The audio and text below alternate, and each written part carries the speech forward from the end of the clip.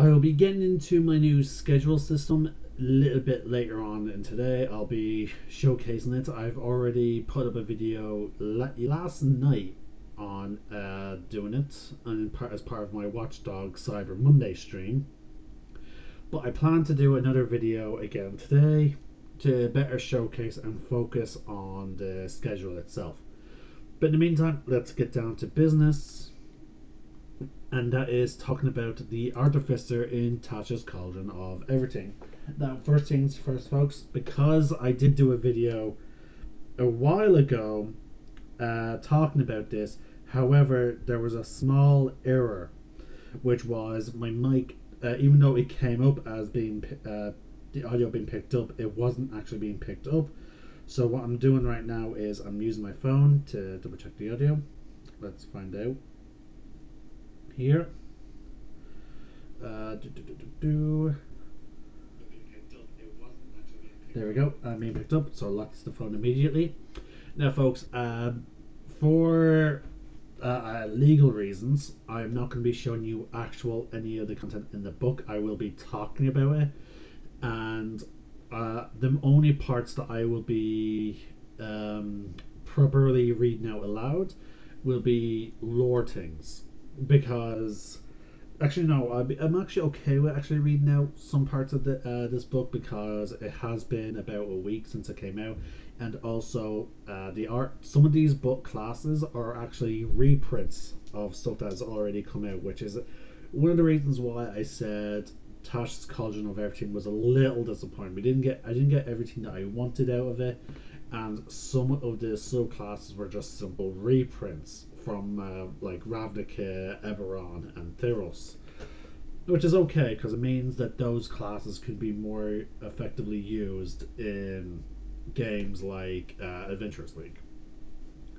Anyway, now as we all know, the Artificer is the tinkerer and inventor of D&D.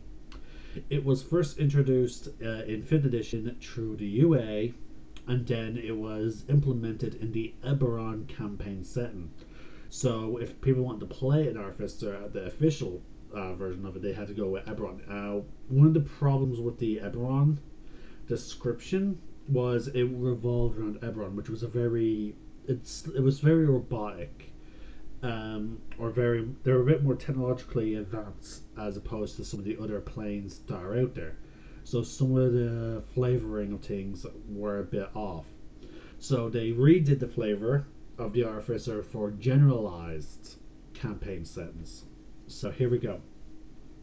We have the Artificer symbol right there. That'll be the display. I will be changing the picture based on, let's see, the category. So we're going to read the flavor text first, and then when we get to create an Artificer, I'll switch to the next picture. So, Masters of Invention. Artificers use ingenuity and magic to unlock extraordinary capabilities in objects. They see magic as a complex system waiting to be decoded and harnessed in their spells and inventions. You can find everything you need to play one of these inventors in the next few sections. Artificers use a variety of tools to channel their arcane power. To cast a spell, an artificer might use an alchemist's supplies to create a potent elixir, calligrapher's supplies to inscribe a sigil of power, or tinkerer's tools to craft a temporary charm. The magic of artificers is tied to their tools and their talents, and few other characters can produce the right tool for the job as well as an artificer. Now, that gets on to one of my favourite things about the Artificer is from one of the UAs. They suggested when you play an Artificer, don't just simply, have you casting spells. You can describe the spells as being more inventions. For example, they said a Cure Wounds thing might be some sort of robotic thing that you place on some more like a spray, and it's a spray of salve that heals the wound. Or maybe for healing, and then maybe for shock and grabs, because they used to be able to swap their spells. There was a point where they could swap their spells, and the idea was you dismantle the thing for Cure Wounds, and you recreate it to create like a glove for shocking grasp. So they talked about flavoring the spells as gadgets that you use rather than simply casting simple magic. And that was one of the things that I found really fascinating with Artificers, and I really want to play it. Here we go, Artificers in Many Worlds. Throughout the D&D multiverse, Artificers create inventions and magic items of peace and war. Many lives have been brightened or saved because the work of kind artificers, but countless lives have also been lost because of the mass destruction unleashed by certain artificer creations. In the Forgotten Realms, the island of Latan is home of many artificers, and in the world of Dragonlance, Tinkerer gnomes are often members of this class. The strange technologies in the barrier peaks of the world of Greyhawk have inspired some folk to walk down the path of the artificer, and in Mestara, various nations employ artificers to keep airships and other wondrous devices operational. Artificers in the city of Sigil share discoveries throughout the multiverse, and from there the gnome artificer V runs a cosmos-spanning business that hires adventurers to fix problems and others deemed infixable. In V's homeworld, Eberron, magic is harnessed as a form of science and deployed throughout society, largely as a result of the wondrous ingenuity of artificers. So there we go. Sorry folks, that's one of the things I'm really getting frustrated with the notifications, is because like they come up in the videos like that. I have to try and stay on top of them. Now we're getting to creating an artificer, so we're just going to briefly switch to the next picture.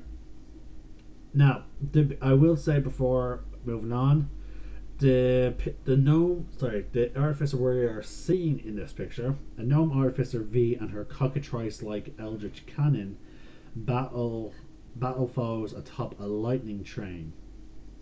Now this is going back to Eberron, because when the lightning train was one of the key features of Eberron, and like there were even things about doing a heist, which we can probably see these attackers do, because if you look in the background, some of them are parachuting down onto the train, because Eberron is a very technological thing, like it described. It's where artificers are much at home, and magic is part of science. So artificers get the following features at first level: magical tinkering, spell casting. They get 2 cantrips known, and they get they have 2 first level spell slots. Now I should point out that I think the term is half caster, or I think actually there might be a third caster, because they go up to 5th level magic. I'm trying to remember what terminology I should use, third or half caster. It depends on the spell slot the paladins and rangers get. Anyway, then at level 2 you get Infused Iron.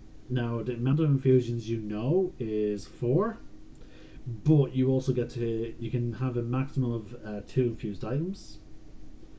Then at level 3 you get your Artificer Specialist and the right tool for the job. Your spell slots go up by 1.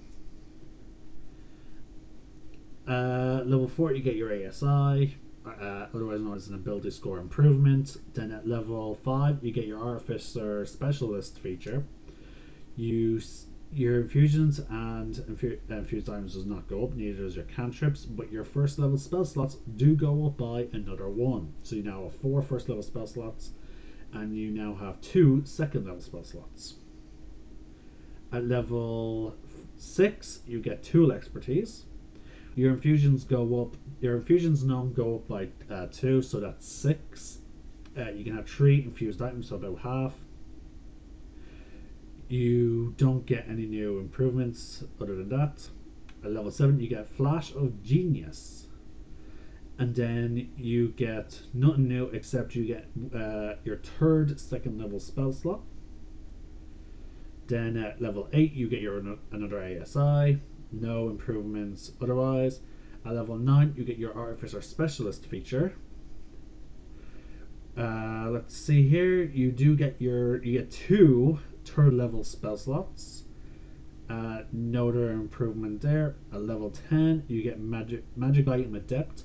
Your number of your infusions known goes up to 8. Your max items that you can have infused go up to 4.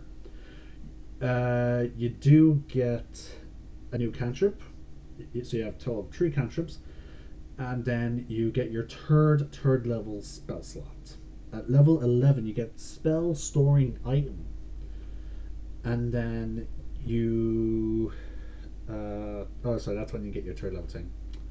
Level 12, you get your ASI. No improvements. Level 13, level 13 is actually a dead level. You get nothing. At level 14, you get magic item savant. You have a total of 10 known infusions. You also have 5 maximum items that you can have with your infusions. And oh, sorry, you do get some at level 13. You get your first 4th level spell slot, and then at level 15, you get your improvement to that. So you now have 2 4th level spell slots. At level 16, you get your ASI.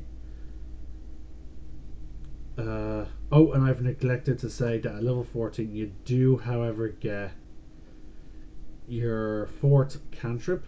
Sorry, folks, sometimes it's hard to keep track of the chart when I'm looking at it like this. At level 17, you get your 5th level spell slot. You get your 3rd, 4th level spell slot. And then at level 18, you get Magic Item Master, which gives you 12 maximum known infusions. You can have 6 items infused at any given time. You have 4 cantrips, 4 first levels, 3 second, 3 thirds, 3 fourths, and 1/5. At level 19, you get an ASI. You also get your final improvement to your spell casting, which is your 5th level spell slots go from 1 to 2. And last but not least, at level 20, you get Soul of the Artificer. Oh, okay. Now let's get on to the quick build. Oh, this is going to be a bit awkward. You can make an Artificer quickly by following these suggestions. First, put your highest ability score in Intelligence, followed by Constitution or Dexterity. Second, choose the guild artisan background. There you go. Very simple, very cut and dry. Whew. But again, it should not be no surprise of level your highest being Intelligence. Your hit dice for an Artificer is a D8. Your starting health is therefore is an A plus Con, and your hit points increase after level 1 is you either roll a D8 or you take a 5, which is the average for the D8, and you add your Constitution modifier to it. You start your proficiencies at the start of the game are light armor, medium armor, and shields. Simple weapons. You also get Thieves' Tools, Tinker's Tools, one type of Artisan Tools of your choice. Your saving throw proficiencies are in Constitution and Intelligence, and you choose 2 from the following skills: Arcana, History, Investigation, Medicine, Nature, Perception, and Sleight of Hand. Let's see here. Now there is an extra caveat, folks. There's a special note here. The secrets of gunpowder weapons have been discovered in various corners of the D&D multiverse. If your Dungeon Master uses the rules on firearms in the DMG, and your Artificer has been exposed to the operation of such weapons, your Artificer is proficient with them. So therefore, if there are gunpowder weapons in your campaign, and if it's reasonable that the Artificer would have, been exposed to them, chances are they would know how to use firearms. Now, your starting equipment is as follows: any 2 simple weapons of your choice, a light crossbow with 20 bolts, and your choice of studded lead armor or scale mail. And you also start off with Thieves' Tools and Dungeoner's Pack. So, on that note, then it seems like I'm surprised they gave Thieves' Tools. In my opinion, one of the starting tools of an Artificer should have been, instead of Thieves' Tools, maybe Tinkerers. That's my opinion. Because, Tinkerers, I don't know, I don't understand the logic they had for putting in Thieves' Tools rather than Tinkerers. Oh well, either way, you can forgo your starting equipment in exchange for money. You start off with 5d4 times 10 gold, and you then buy your equipment that way. Most people I know stick to starting equipment, and generally most people that I've been playing with lately don't like starting at level 1, so therefore we forgo the starting equipment. We're like, okay, you can have starting equipment plus a few extra items to show off that you have some level of experience. Now, to multi-class into the Artificer, now again I do want to caveat, because again not a lot of people know this. Multi-classing is a variant rule. Your DM can actually say no, there will be no multi-classing in my campaigns, and DMs have final say on if you are allowed to multi-class. So keep that in mind, folks. Multi-classing is not a hard line rule. It is up to the DM. So you need to have a minimum of intelligence 13 to take a level in this class. Or you need to have a minimum of that level if you're on a multi-class into something other than Artificer, if you're already an Artificer. When you multi-class into Artificer, you gain, let's see, light armor and medium armor, shields, thieves' tools, and tinkerer's tools. Spell slots. Add half your levels rounded up to the Artificer class to the appropriate levels from other classes to determine your available spell slots. So I think that means this is a half caster. Okay. Now, let's go on to the class features. Now, folks, I do want to caveat something real quick before we fully move on. Is for the full video, for this recording, it's only going to be the core class that I will be featuring in the recording, which will then be initially uploaded onto YouTube immediately today.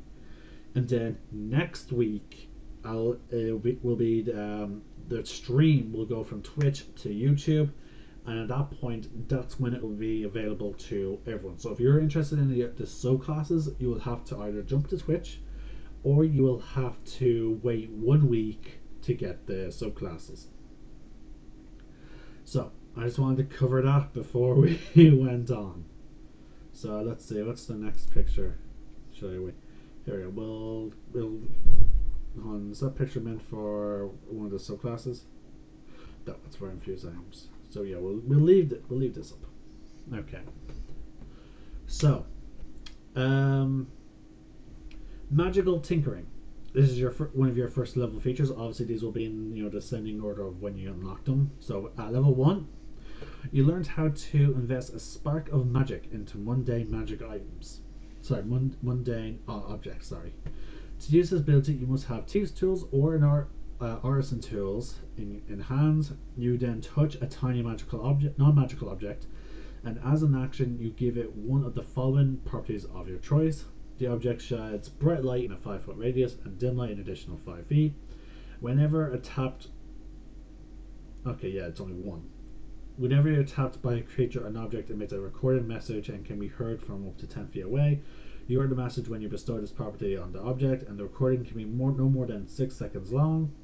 The object continuously emits of your choice of an odor or non-verbal sound, wind, waves, chirping, and the like, and the chosen phenomenon can be perceivable up to 5 feet away. A static visual effect appears on one of the object's surfaces.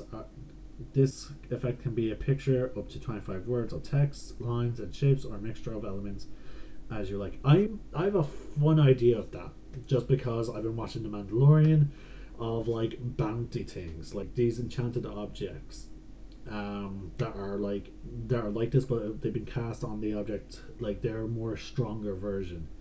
So instead of having bounty boards, like maybe I'll create a bounty guild that's exclusive to just solely bounty hunting, and they use these rather than going to the Adventurers League. So I might do something like that.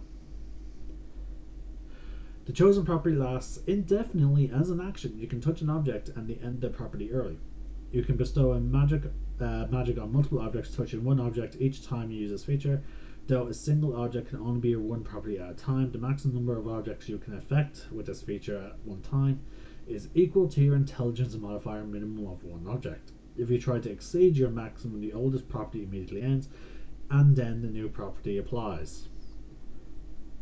So there you go, folks. You're encouraged to have, I would say you're encouraged to tell your artificers to write down their current magical objects that they use this feature with. So therefore they'd be like, okay, that one's gone, this is the newest one.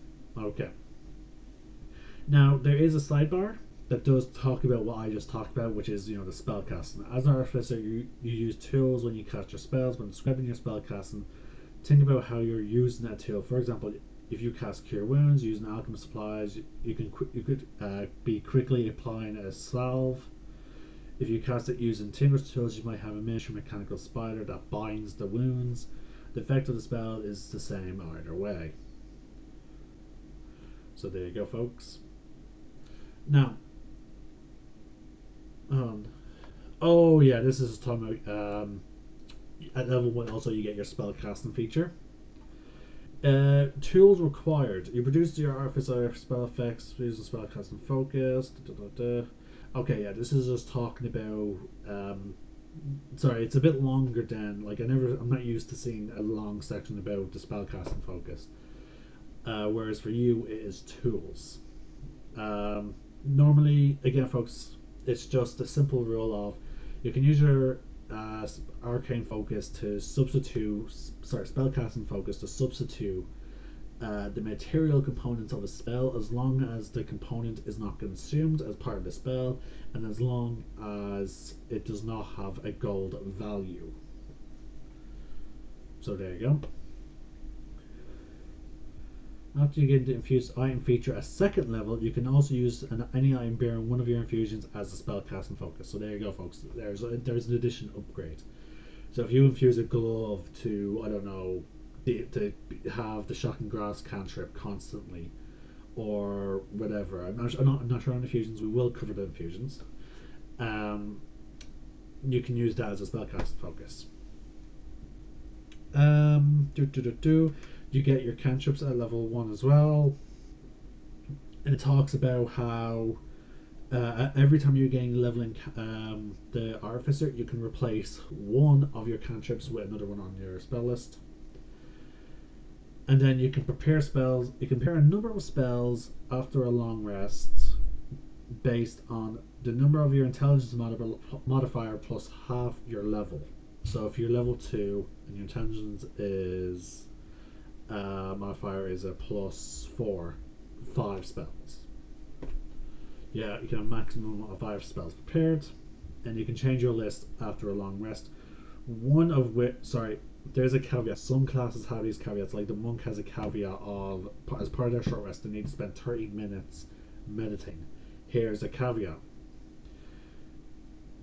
You need to spend time tinkering with your spell casting focus, and at least 1 minute per spell level for each spell on your list. So yeah, you need to spend 1 minute per spell level. Let's see here. That's something that I would enforce, because, like, again, it's one of those things, like, you don't notice it at first, but it's part of the class. Spellcasting abilities, intelligence. You have ritual casting, so therefore you can cast spells as a ritual, which would save you a spell slot. But it does take longer to cast. Wow, okay. Instead of reading through everything, I am going to show your spell list. Here we go, folks.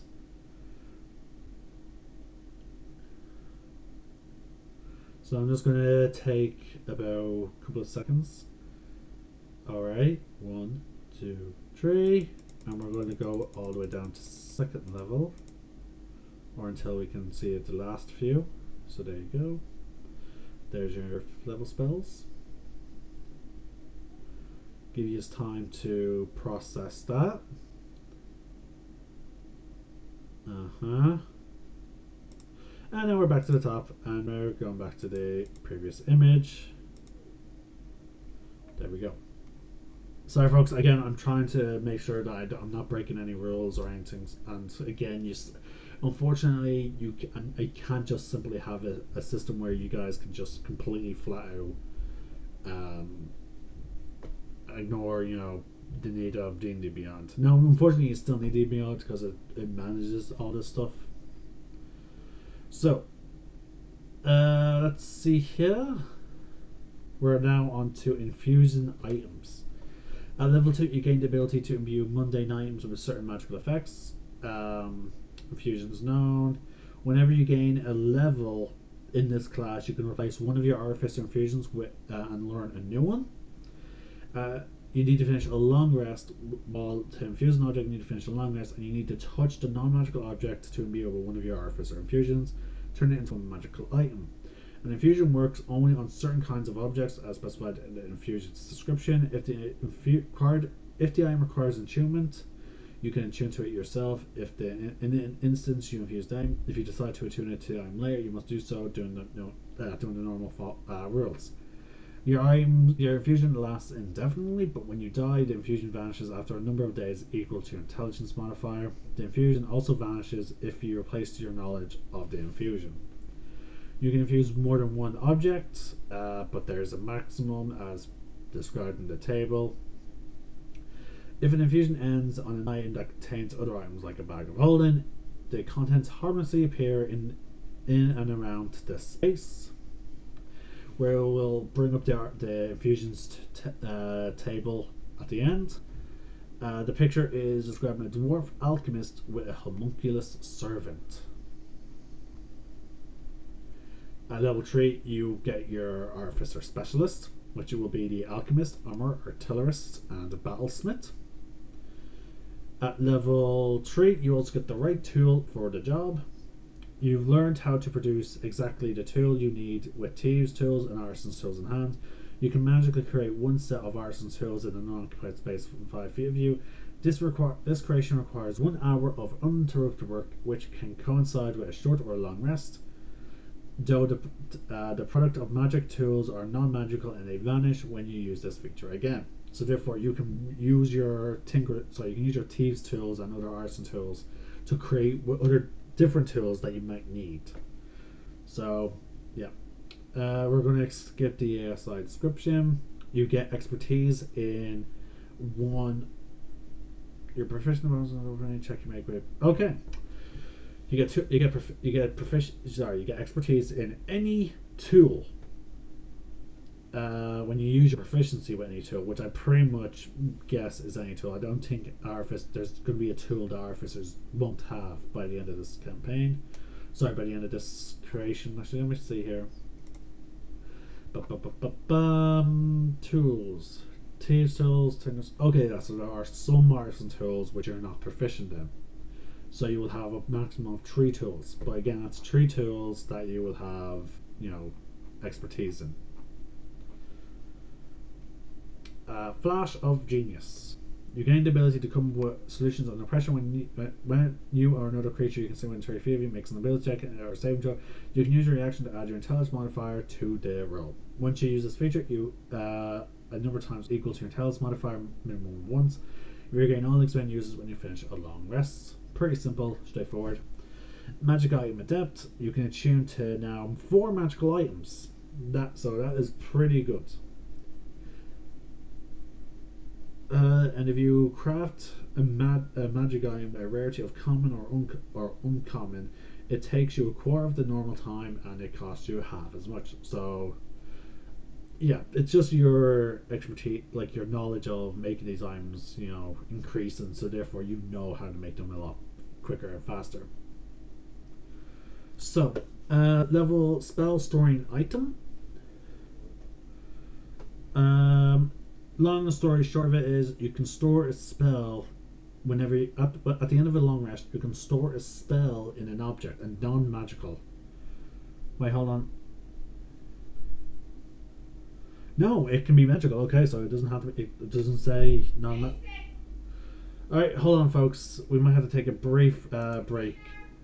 We will have to take a brief break with this video. I apologize. It's just that I have to grab food real quick. So unfortunately,